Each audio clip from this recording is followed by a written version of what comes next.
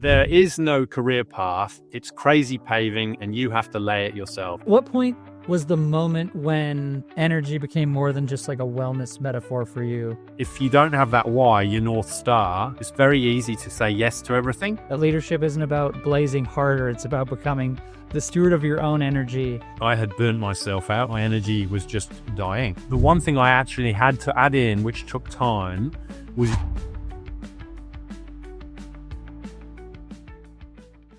Welcome to What the FTE, the podcast for HR leaders who are done playing defense and ready to shape the future of work. For our viewers here, there's a moment when energy stops being about stamina and becomes a form of leadership.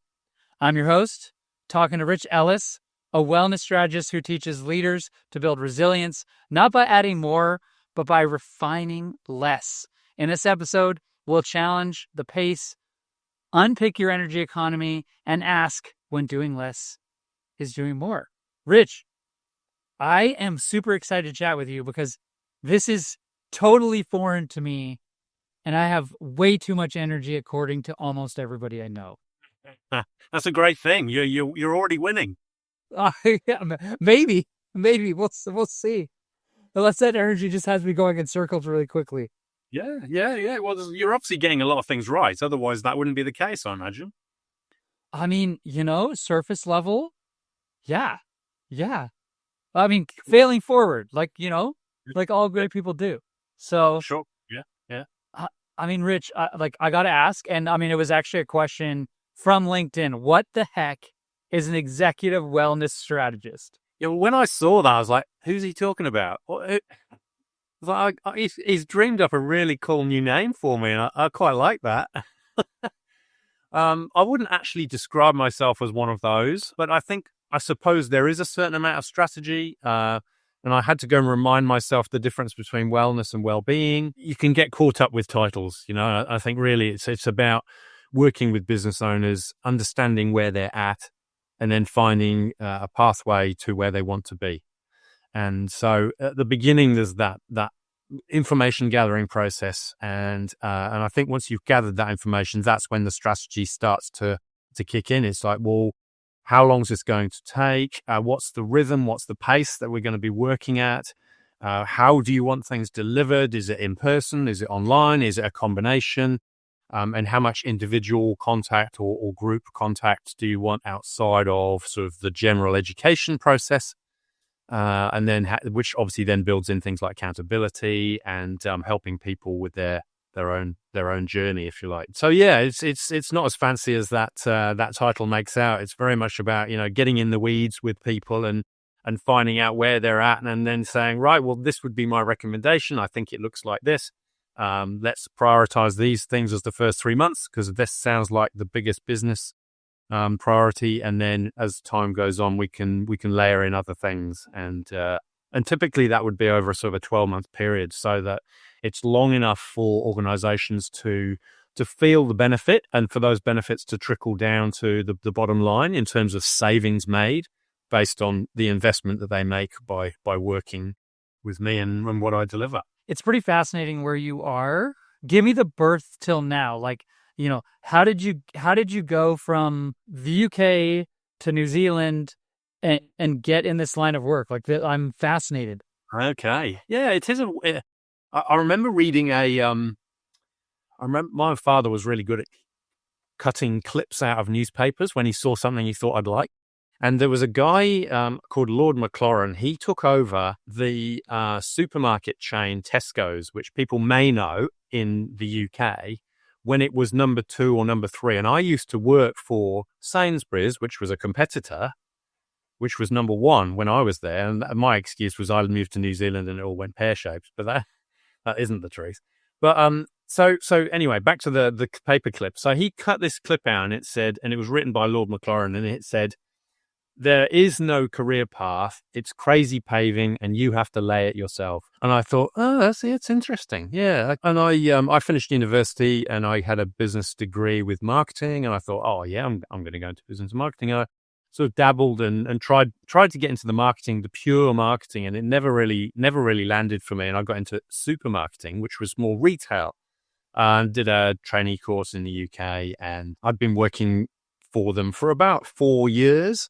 And I probably need to rewind the story at this point and explain that when I left school, I worked in New Zealand for a year as a tutor. And so that was a gap year, classic gap year for English school leavers. They go overseas and in New Zealand, it's called the big OE, so overseas experience. So that's the opposite direction. For me, it was the gap year. And I worked in this prep school in Christchurch, which is where we had a fairly sizable earthquake in 2011. And you would probably then have heard of it for that reason and a more recent stabbing, which is not really great reasons to be hearing about Christchurch. But anyway, spent a year there, fell in love with the country, and went back to do the university thing, started working for Sainsbury's and found a job in the same industry back in New Zealand. So I was like, right, great. They were recruiting a bunch of people into New Zealand into these management roles because they had a gap. There wasn't very good succession planning, which you'd be appalled with. And so the succession planning was, right, we're going to recruit these people across and they're going to stay with us and they're going to help us, fill these gaps in store management roles. So I did that for a number of years, and the business then was bought out by another group and the culture changed significantly. And so it was like, this isn't the right environment for me anymore. So went and worked for a couple of other organizations, one in a sort of a regional role, and then a smaller family business and a general management role. And then I realized that probably wasn't the thing that I was wanting to do for the rest of my life. And as I was reading through a newspaper one lunchtime, and I saw this advert for at a PT training school, and I thought, oh yeah, that's interesting. I've always been reasonably active, and like to stay fit. And so I thought, well, this will be useful. I'll study part time, learn a few things. Maybe I can improve my nutrition a little bit and understand how to get a little bit more muscle on my body or something. And by the end of the course, it was like, I just have to do this. This is my next career. And so early 2000s, I transitioned out of what I was doing into fitness and went on this journey as a PT, sort of like a midlife career change into being a business owner. And so steep learning curve, got a bunch of clients and got a nice sort of steady business running. And over time, it was getting frustrating when I couldn't quite get the recipe for success for every person that I was working with. And so I sort of went on this learning journey, got myself a mentor, and just stayed on that learning journey and became a health coach. So I'm now a registered health coach. And so that allows me to spend time coaching people as opposed to just working with them in the gym. At that point, I thought, well, I've got all this knowledge that I didn't have before now, and I need a bigger audience. I need to be able to deploy this somewhere more useful. I want more impact. And so I started working in the corporate space, working with organizations, people who had businesses, who had teams, who realized that there was some value in investing in them, in giving back to them, providing this program that help them with their health. And that's kind of where I've got to, and that's where I am today. So yeah, it's been an interesting journey. That's wild. So, I mean, at what point was the moment when energy became more than just like a wellness metaphor for you and became a leadership imperative? Yeah, good question. I think around 2013, 2014, I realized that I had burnt myself out. I had pushed myself too much, like long working days, fairly active, training for various different events, and my energy was just dying. My energy was poor. I didn't have that spring out of bed in the morning. I didn't have that energy for desire to get up and do the things I normally would do. And so it took me on a journey of understanding what was going on with my body. And I guess another component to what I do now is helping people with that burnout. How have they got themselves to the place that they're at? One of my coaching programs, I've got a lady she's a lawyer. She's just set herself up in her own legal practice. And it's almost a mirror image. She was just working her socks off because she was, her business was new and she wanted to build some momentum. And we've just been working with each other for a few weeks now. And she just shared a fantastic story with me, which I wanted to share because she spent the weekend outside. She was, it's spring here in New Zealand, so things are warming up. People are in that spring cleaning type of mood. And so she got into the garage, tidied everything up, cleaned her garage up. She spent a lot of time lifting and carrying and doing all the sorts of things that you would do and she had one of those disposable skips. It's like we call it a flexi bin, and you just biff all your rubbish into it. And then when it's ready, the truck just comes and picks it up and takes it away. So she was filling the bin up and she got to sort of Sunday night, Monday morning, and she was like, "Oh, I'm not exhausted. I feel really good." And so it's really nice to hear that story that she'd pushed her body over the whole weekend and it hadn't taken its toll on her. She was able to bounce back. And so that's kind of a really great sign that the body's operating well. You can give it a bit of a push, but it's still able to bounce back with energy the next day. And that was not what was happening to me. I was kind of struggling with that. And so I find a way of reversing what I had done to myself. That's wild. And I mean, tell me about that. Like, what are the steps? Like, what does that, I mean, I think you coined the term like 1% change look like in the life of a stressed out executive who thinks that they've got no time? Yeah, it is finding the little things. I think it's different for everybody. I don't think there's one recipe that will be the right recipe all the way. So I think it's about understanding the individual. Like, you asked me about my backstory and where I'd come from a young age to give you some context. And I think that's the context I need with my clients, because if I'm going to recommend courses of action, I really do need to know how they got to where they are, because it is generally a reverse engineering process.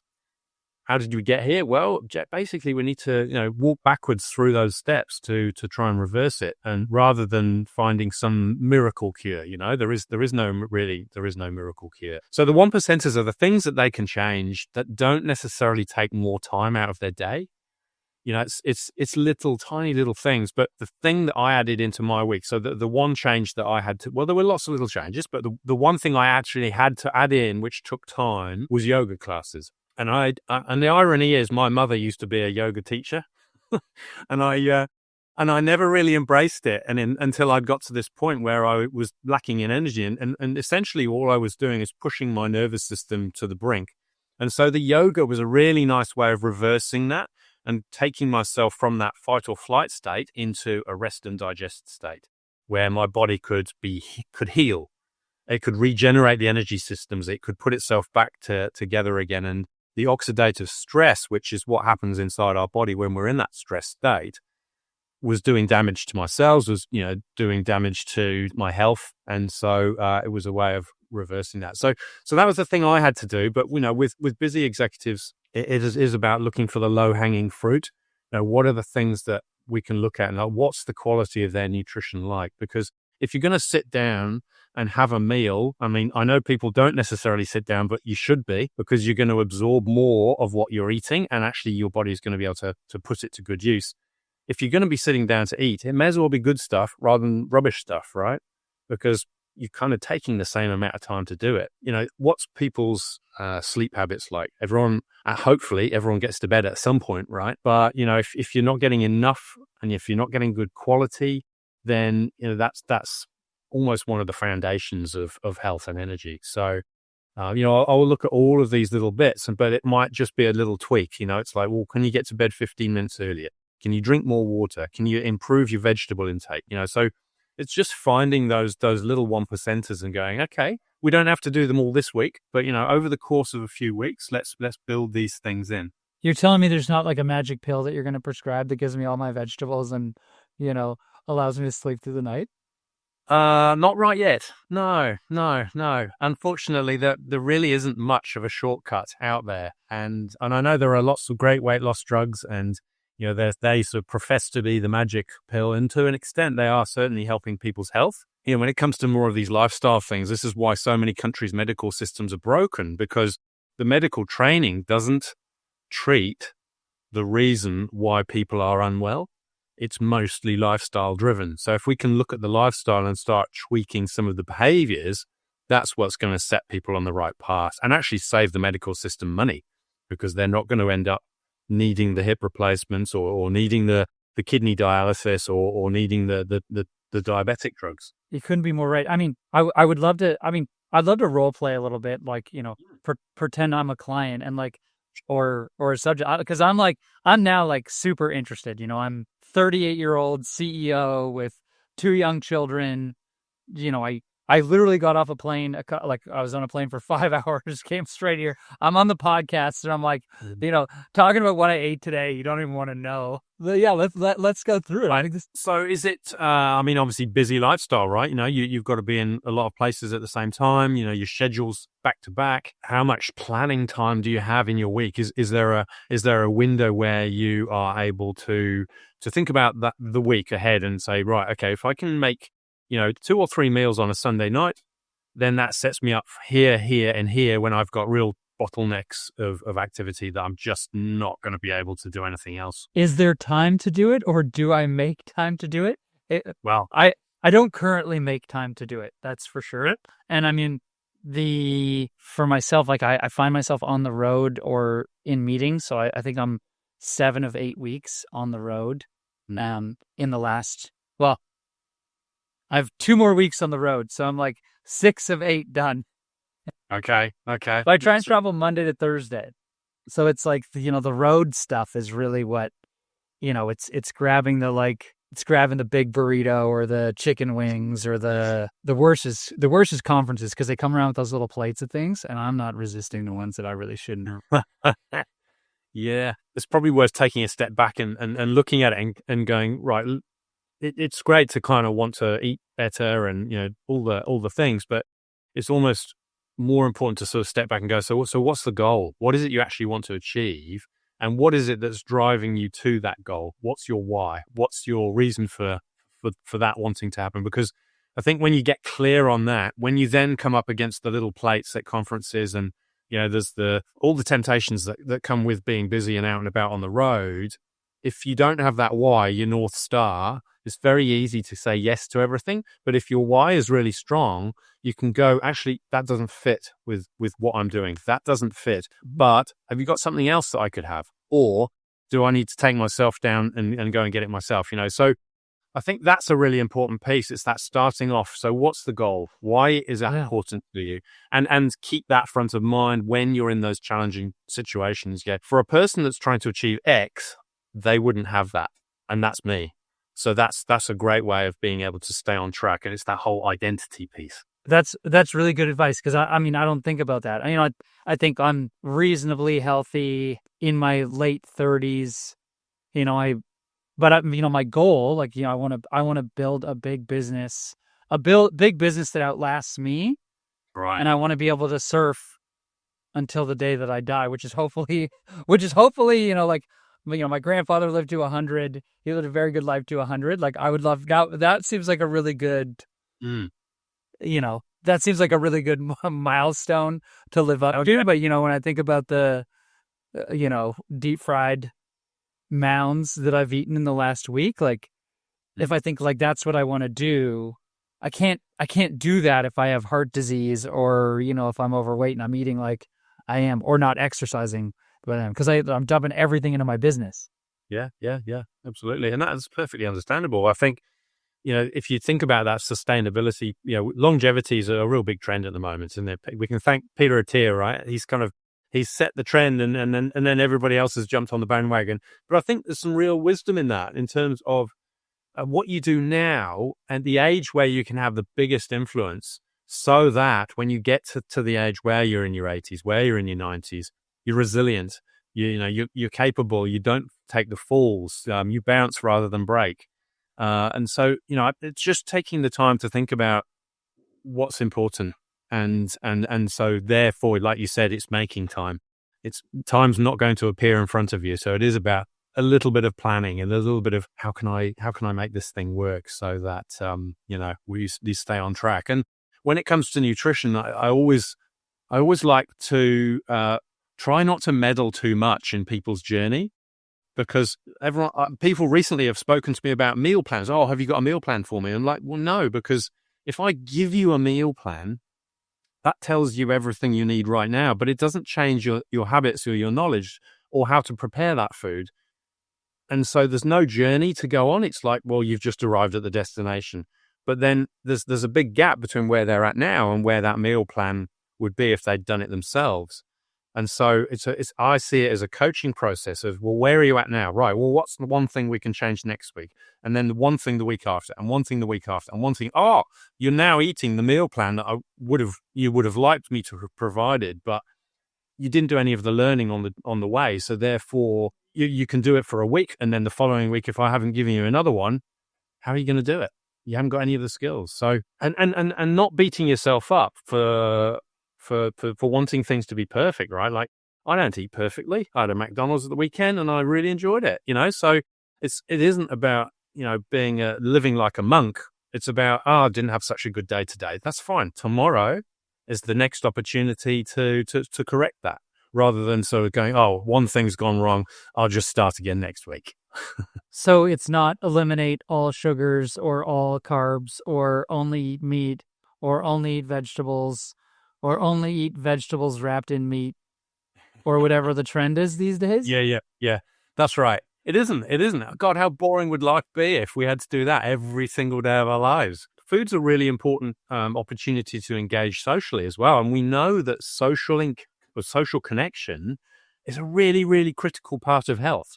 Really critical. Like the Harvard study is one of the best pieces of evidence for that, where they studied people from birth to death, essentially.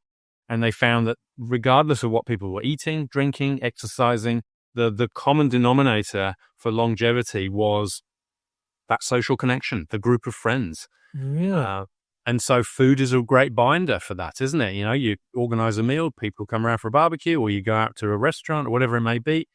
We just catch up for a coffee. It's opportunities for that social connection is such an undervalued component of health. You're talking about all these components of health. Like, what's the best way to assess the current health status of someone? Like, are there tests, assessments? You talk about the social aspect. Like, there's so many out there. Like, what should I do? What should our viewer do? Like, how do you get your baseline? Yeah, it's a great. I mean, there are so many tools, right? Like, in the same way, there are lots of psychometric tests out there. Oh, he's this character. He's a tiger. He's a lion. He's a dolphin. Or he's D style or he's S style. It's like, well, which is right? All of them have value, right? All of them have value, in my opinion. And I think it's just about picking something that you think's going to do the job for you, and use it. And then the way I do it, I kind of have two tools. The first one is an online questionnaire, which gives me a really good sense of what's going on inside someone's body. So you can do blood pressure, because blood pressure's a really, really useful, quick metric with a machine that you can carry around, no problem. But if you want to sort of dig down a little bit deeper, a combination of this questionnaire that I get people to do, and the other thing is getting their bloods, and ideally getting them sort of every 6 to 12 months, because then you can start to see the trends. Because one number on its own really isn't that useful, but once it's in a set of data, you've got something to work with. So then what I do is I map the questionnaire, which is obviously subjective because people can skew the results depending on how they answer, with the bloods. They can't skew their bloods. They are, they're an objective data point. And so when you marry those two things up, you start to see a story usually. And so that story is, that does match with that. And that is telling me something about their blood sugars or one of their hormones or their social isolation. So there is that sort of that social connection piece in there as well. So that's a really great starting point for coaching for me. And then that informs the coaching journey, right? From everything that you've filled in and from your bloods, I see this, and this as being a priority. And I've got this lovely graph, which looks like a Manhattan skyline. So it's got green along the bottom, it's got amber in the center, and it's got red across the top. And any of the scores that sort of hit the red spots, they're the low-hanging fruit. They're the places that I would go first and say, right, okay, this looks like a priority. This looks like, how are you feeling on those things? What's your day-to-day really like? And hopefully what they tell me matches with what the results are. And then we can kind of go, right, okay, based on what you've said, sounds like these are the priorities. What would you like to do about tackling them? And then the conversation goes on from there. So that is the way that I do it. And this is always an evolving thing. I'm always on the lookout for slicker, smarter tools, but that's worked really well for me in the past, and I'm still using it. So I'm going to keep doing it for now. Very relevant. I actually just got my blood done so that I could see what all my levels are. Apparently, I have high cholesterol. I gotta sort that out. So it's I think the insurance companies, at least in the Canadian insurance companies, should pay you for all the executives, all of us who have high cholesterol, high blood pressure.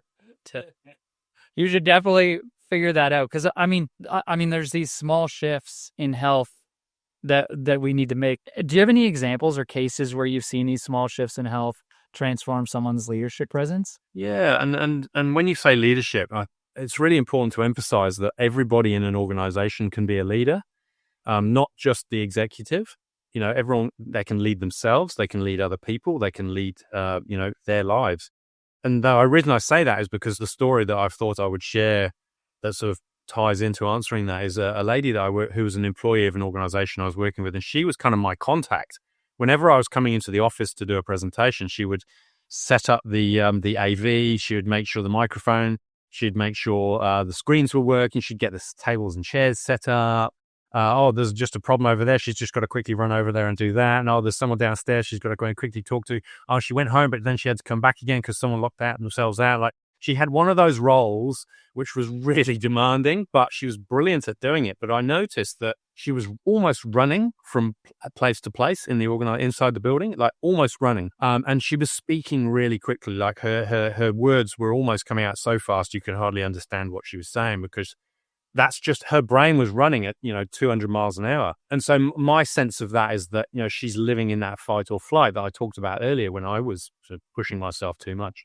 And I sort of gave her this feedback gently. I said, because we had a coaching session as part of the program, and I said, how are things going? Like, how's your sleep? What's your caffeine intake like? You're just trying to get a sense of where her energy is. Is she lacking energy? Is she overusing caffeine? Is there a shortage of sleep? All these things. And there kind of was. And so she was running on adrenaline. And I said, look, I think, this, held the mirror up to her and said, look, does this sound like you? If I describe this, does it feel like you're sort of running on empty a little bit? And do you feel like this could potentially not be sustainable in terms of your work? And she sort of agreed with me, and she thought, yeah, I probably need to slow down a little bit. I probably do need to get a bit more sleep. I probably do need to reduce my caffeine. So she just chipped away at a few things, and I was back there a month later, and it was really interesting the difference I saw. Like, I didn't get as much of a chance to talk to her, but I noticed her pace. Her pace had slowed down. Like, she wasn't racing up and down the stairs. She was just moving more steadily, and also her speech had slowed down as well. So she was having more slower, more deliberate conversations with people. And I thought, I think it's working. And and I checked in with her, and I just, how are you going? It wasn't a coaching conversation. It was more of just a casual, how are things? And she was like, really good, great. And my energy levels are up, and I feel like I'm more in control of things. So yeah, it was a really nice, more of an anecdotal story. There wasn't sort of so much science as to what's changed, but you could see her behavior had changed. And I think, she got herself to a more sustainable way of behaving in the organization. So yeah, it was a really good story. I mean, yeah, no, that's a really good story. And kind of, I mean, talking about bringing out the mirror, like, you lived burnout like she probably did, and you reversed it. Like, what was the most surprising insight you discovered on that journey? Yeah, great question. I think for me, it was not seeing it coming was the biggest surprise. I keep, I've had this conversation with people. I say I was my own worst coach. Like, I'm supposed to be the person that helps people with this stuff, and I was the person that was struggling to get out of bed in the morning. And it's insidious. It's one of those things that, it's a lifestyle thing. It slowly creeps over time. It's not something that, it's not the flick of a switch. And so you don't see, how do you cook a frog? You put it in a pan of cold water and slowly turn the heat up. And it's exactly the same. It's this gradual process. And I think the problem was that I didn't have check-ins for myself. I didn't have a way of going, how are you going? How are you going compared to last week, last month, last year? When I look back, I realized that there were signs, there were opportunities to make changes, and I just ignored them. My irritability levels went up. Like, I was really snappy and angry quickly at the kids. Like, they'd do something really simple in the house. I'm like, what have you done that for? What are you doing? And think, who's this guy? They're going to have a really sad memory of me. Like, if this is the behavior that sticks in their brain the most, they're not going to have a great memory of their father. And, caffeine consumption became a real crutch. had to have that daily, 9:30, 10 o'clock. Like if I hadn't already had that coffee, I was searching for it. And that, again, was another sign that I was leaning on the caffeine too much, and it was kind of getting me through the rest of the day. Wasn't a great coach to myself, and thinking I was invincible, and that isn't the case. So yeah, I think the advice I would give is that try and find ways of checking in on yourself, so that if you are worried that that you've had a period of work where you're overworking, when's the next break? Are you going to have a weekend away? Are you going to have a holiday? Are you going to take a day off? Is there a way in which you can take a break so that you can check in with yourself and just sort of take stock? Because it's very easy to ignore those things and kind of get to a place which isn't a lot of fun. Is there a way that you like document it and measure it? Like, is there a tool that you use or a spreadsheet that you've got, or, some takeaway for all of us here trying to figure this out? I mean, the real simple one, and this came up in a conversation the other day about what would you do if you were sitting in a room full of executives? How would you find out where they're at? And I said, what I would do is I would get them to score their energy out of 10. And when I say score their energy, I mean the average, day to day, day in, day out. What's that number? Is it a 5? Is it an 8? Is it a 2? Where are you at? Because that's really simple, really easy to do. And potentially it's something you could do every day. It's like, right, I'm ready for my day. Where's my energy at? Oh, it's a 2. Okay, so how am I going to improve that? Or what activities am I going to change so that I can cope with low energy activities? But then I've got a meeting at 2:00 in the afternoon. I'm going to save what I have got for that meeting because it's more important. So you're being smart with that energy deployment so that you're not just at 100 miles an hour from the minute you get to work, from the minute you finish.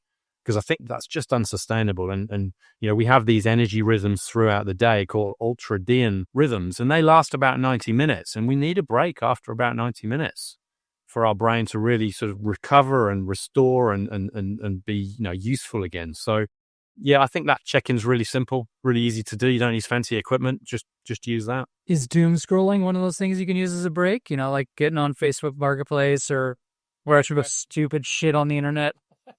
I know the thing is we all default to this, and it's probably the thing we shouldn't default to because it doesn't give the brain that moment of break, right? Someone was talking about it the other day about being at a bus stop, and they were like, well, when we were, talking about maybe the 70s or the 80s or whenever it was, we used to just sit in the bus stop. Now you're leaning on the bus stop and you're scrolling through your phone until the bus arrives, right? So your brain never really gets an opportunity to stop and look out of the window and daydream, right? And we've got this part of our brain called the default network. And that's where when nothing else is going on, that's where the daydreaming kicks in. That's the creativity of our brain. And we come up with fantastic ideas when we're in that state. But if we never give our brain the chance to be in that state, how are we going to become creative? Where are we going to get those creative juices flowing? So I would say try not to doom scroll. I would say if you can be really disciplined about when you do it, like there's a slot in your day when you get on your phone, then try and stick to that. Or if you can't, set one of those time limits on your phone so that after 15 minutes, you can't access the social media and you have to wait till the next day. So don't use the when your legs fall asleep and you're in the bathroom method.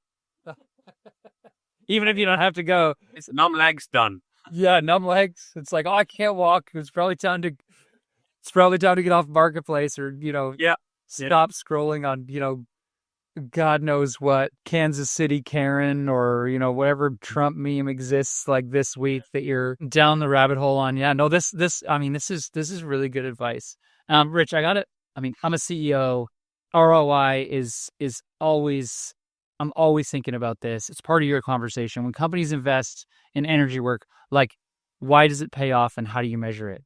Yeah, there's a couple of ways. So the first one is what available data does the organization have? So typically payroll data is a really good starting point. So headcount, sickness days, turnover. If there are ways of measuring productivity as well, some organizations, if you're not making widgets, it's not that easy. But it depends what you do. There may be some ways in which you can interrogate that data. So you've got that, right? That would be your starting point. On top of that, you'd survey the people in the organization because that really helps inform what the priorities are for the program. And at the same time, you'd ask them, well, what's your energy out of 10? What are the things that you're doing at the moment? get all of that data plus the hard data together, and then you can then remeasure that at the end. So you can say financially, we know 2 or 3 people less turnover. We've had 6 less sick days, whatever those might be. And then you can obviously use your dollar per head calculation to work out what that is from an organizational point of view. So you've got that data to re-look at, but you've also got the survey data to look at and go, right, well, how are you feeling now compared to 12 months ago? What's improved or what's changed is a better way of saying it, because that's a leading question. What's improved? And hopefully they will then supply the answers that then say, yeah, well, this worked for me, this worked for me, this worked for me. The culture's slightly better, or we're doing this and we used not to be doing this. So you've got both of those. And again, there's less financial measurement in that stuff, but again, it's like good organizations that survey their employees. You know, they'll be able to score themselves this year compared to last year. I love it. I love it. If someone could walk away from this episode with only one simple ritual to shift their energy as a leader, what would it be? It's difficult to narrow it down to one thing, but I think the one thing that comes up for me time and time again is this morning light.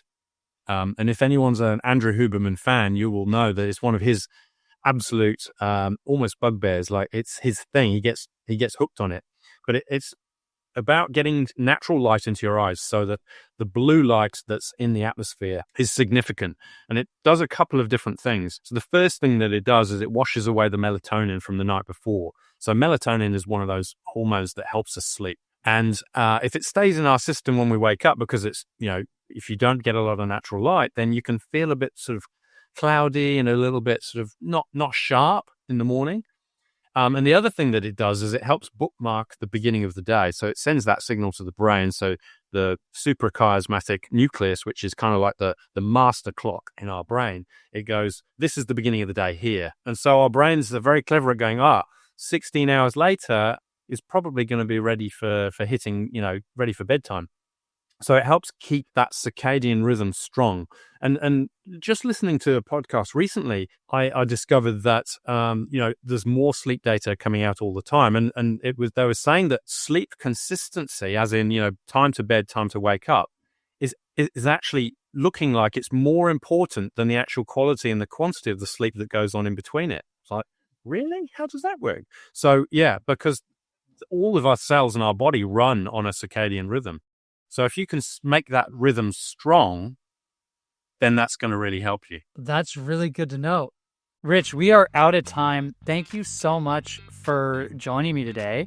Your journey reminds us that leadership isn't about blazing harder. It's about becoming the steward of your own energy and the architect of your influence. And that ripple effect really matters. And to our viewers, if this episode gave you something to think about, sign up for our free insight drop. The link is in the show notes, or check out certain.co/podcast. That's CERTN.co/podcast. Rich, thank you so much. This was a ton of fun. Thank you for having me. It's been great. Yeah, loved it.